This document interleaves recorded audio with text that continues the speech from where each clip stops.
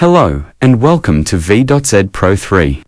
Do you want to hide certain apps on your Vivo phone, like private chats, banking apps, or social media, so no one else can see or access them easily? Vivo smartphones come with a built-in feature that allows users to hide apps securely, without needing to install any third-party applications. Whether you're using a newer model like Vivo Y17s or another version running Funtac OS, the process is simple and effective.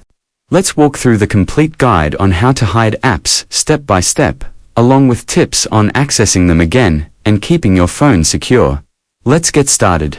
Go to your phone's settings from the app drawer or quick menu. Scroll down and look for the security option. Scroll down and look for the privacy or privacy and app encryption option.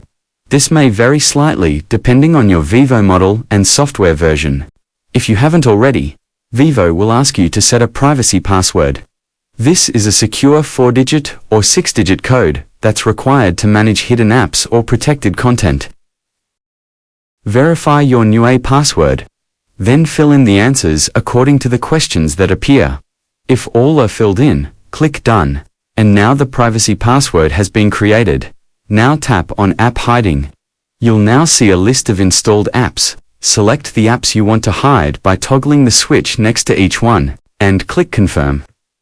Then you can also activate the View Hidden Apps button to make it easier when opening the hidden application. If so, please go back and see the application that you have hidden will disappear from the application screen on your cell phone. To display the hidden apps, you can swipe up on the main screen using 2 fingers. Then enter the privacy password that you have created. Then the application will appear.